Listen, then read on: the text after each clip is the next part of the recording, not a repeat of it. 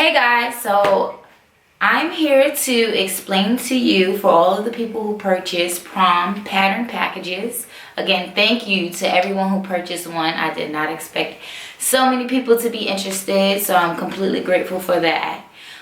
So now I'm going to do a video to further explain each piece, and I'm going to try to use these patterns from now on to do all of my prom for this season, and I will be doing a few videos on some of the dresses, so you guys will get a little bit more of a visual, because I'm a visual learner, so I know that it'll probably help you out some. Okay, so the main pattern that a lot of people were interested in is the mermaid skirt with the godet, and this is what it looks like. So this is the godet piece. You see, here we have this. It's like a triangle. And put that there. And then we have the actual mermaid skirt. So again, on a lot of the patterns, it says along this straight line here, it says cut on fold. So you will lay this piece on the fold and you'll cut it out. So, and then it goes, you can see the bottom here, it flares out, and this is the mermaid part. Now, so the difference for this, depending on how much fabric you have, you can make this mermaid tail smaller or wider. It depends on your own preference. Okay, so when we're sewing these together, this godet also gets cut on the fold. So the straight part here gets cut on the fold. And then you sew the two openings together here. Just like that. So along the right angle should be down here. And then you sew these two pieces together and you do it on both sides. Again, I will be doing a more detailed video actually using this pattern to cut out a mermaid skirt and add the godets. So that's the godet and mermaid skirt piece. Then we have, let's do this piece here. Okay, so the next piece that a lot of people were interested in as well is the multi-panel prom mermaid skirt. And this dress right here was actually also, I know you seen my last video that I had with the silver at the top and the white that was cut in the using the multi-panel mermaid skirt technique. This dress is also a multi-panel mermaid with the split up the side. So you guys can see that with a small tail here, a small train. So yeah, okay, so that you guys don't have to do all the measurements and crazy stuff that was in the part 2 of the mermaid multi-panel skirt. It's already done for you. And again, these measurements on these patterns is made for the mannequin size, which is about a medium, and I do prefer to use it on stretch fabric, although the pink sequin dress that I made did not stretch as much, but it's definitely good to use for stretch fabric. So here we have the here we have the two outside pieces. So this goes on this side, and we flip it around, it also goes on this side, and then we have the middle piece. So you'll see a note that says cut 2 on this side, and then you flip it around, it'll also say cut 2 on this side. So you can put it on the fold, or you can just cut 4 out. You just want 2 with this face up, and you want 2 with this face up as well. And then you have the middle piece, and this is the middle piece, which if you fold this in half is just a smaller version of the mermaid skirt with the godet. Except it's smaller here because you have the extra pieces on the sides. So this is the middle piece. So when you put them together, you have, and what happens with the multi-panel, because they both have triangles, they all have a separate triangle at the bottom, it creates an ultimate flare. So it makes it flare a little bit more. It's not the circle skirt flare, but it makes it open up instead of coming straight down. And you see that these pieces come here, so this is how that goes. And then if you flip it on the opposite side, this one goes on this side. So that's how that goes. So we're going to put that up.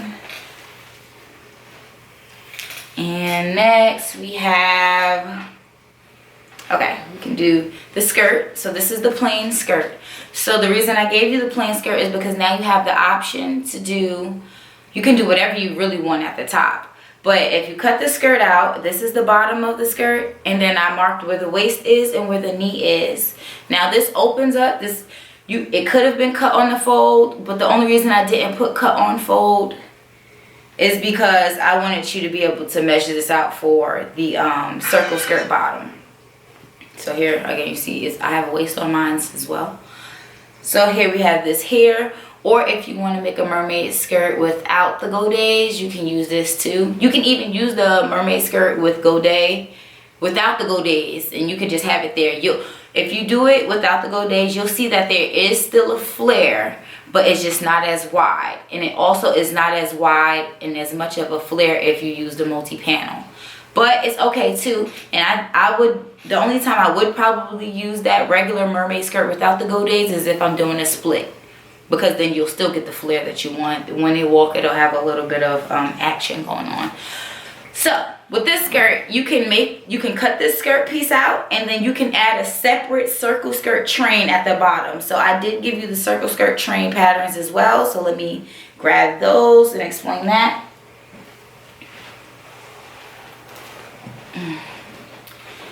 Okay.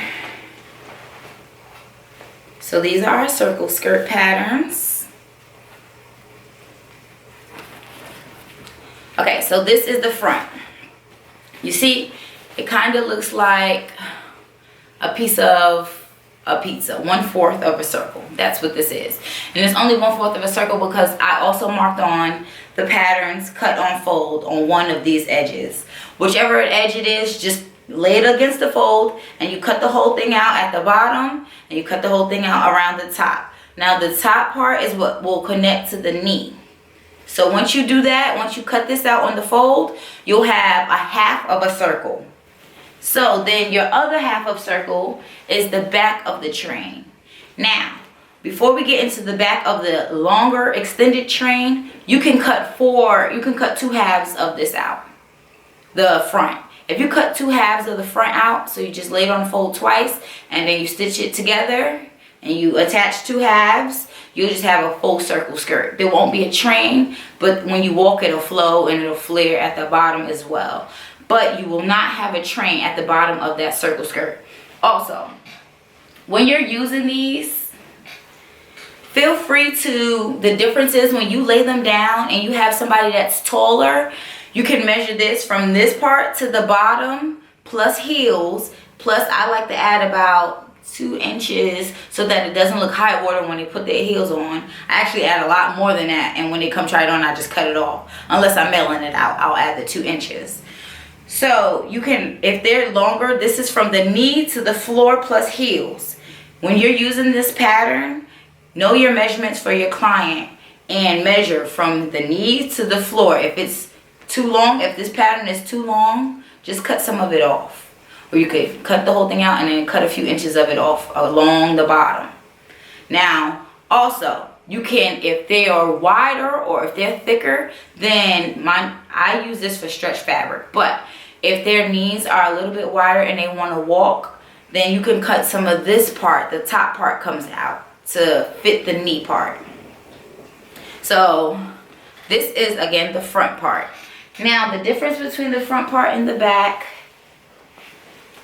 you see right here is shorter, and here it's longer. So the longer part gets cut on the fold. You put that on the fold and you cut it. This is where the train comes out longer. Now, again, you can adjust it to your own preference. If they want it shorter, you cut it shorter. If they want it to extend it, just extend it a little longer and then sweep it back into the short part. But it always has to make it even to the short part, because the short part is what connects to the front. The front half of the circle, the short part connects to the front half of the circle.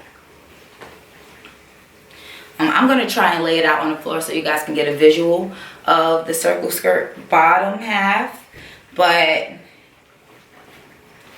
this is the back. You cut this on the fold, you'll have a half of a circle for the back and a half of a circle for the front, and then you'll attach them here, and you'll have 2 seams down the side of your circle.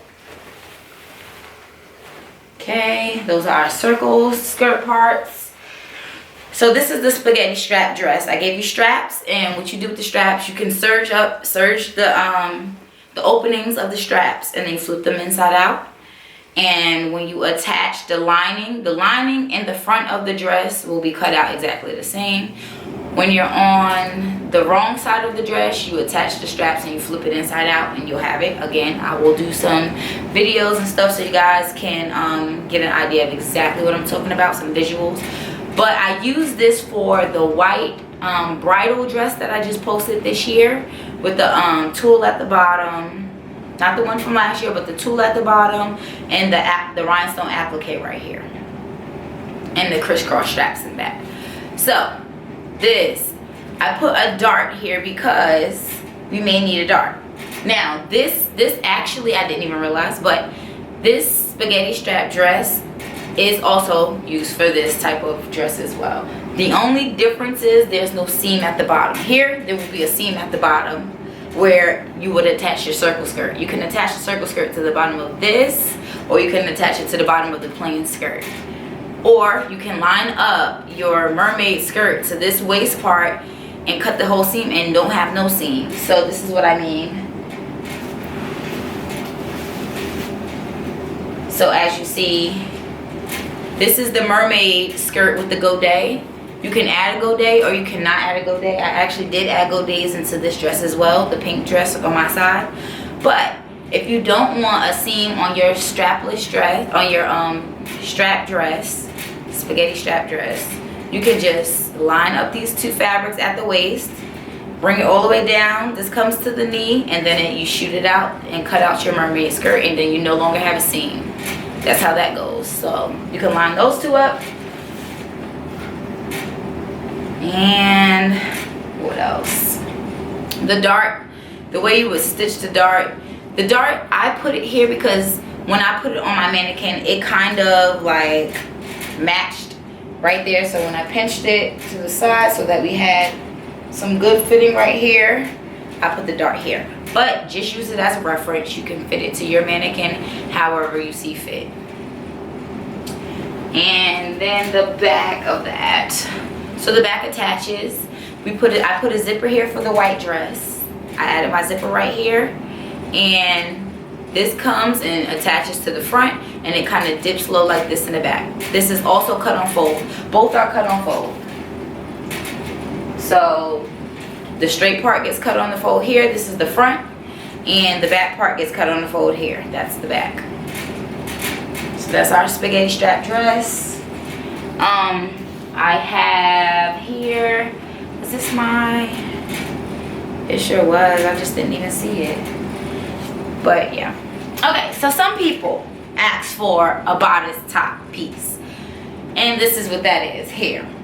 Right? Again, I use this for stretch fabric. Now, and the sleeve. So this is just our regular sleeve. So now with the bodice top piece, you can attach this to any part of almost any of these that have a bottom down. So you can attach this piece when you're cutting out. You can just lay it either on the fold along with your spaghetti strap dress. So if you don't want spaghetti strap dress, you can lay it right here on the fold, and then there that goes. No more spaghetti strap dress. Now you have a whole bodice piece. You can also just line it up with you can line it up with your regular skirt. So this is the regular skirt here. This is our waist. Boom. So this is our waist, and you can add, what do I do with it? Oh, here we go. Then you can add this piece to the top, and then you have a bodice this way as well, which you don't have to cut on the fold. You can just lay it flat, line the waist up, and then you have this here, like that, a bodice like that. Or you can attach the top bodice piece to the mermaid godet bottom. You could attach it to the multi-panel mermaid skirt bottom. and just cut the whole thing out. I think that's all the pieces we have. So if you guys have any questions, which I'm sure you'll have some, and I'm free and open to answer them as soon as I can, just leave them in the comment box. Please like, share, and subscribe, and let me know if you guys are interested in any other pattern packages. Please give me reviews and feedback on the packages if you did end up buying one. I hope other people do decide that they want to buy. I think it's pretty helpful, and it helps things go a little bit faster, which for me is a great benefit for prom season, because time is really important, and having so much orders and so much to do, which is still exciting. But yeah, so let me know if you guys have any questions. You can email me, DM me, or leave it in the comments.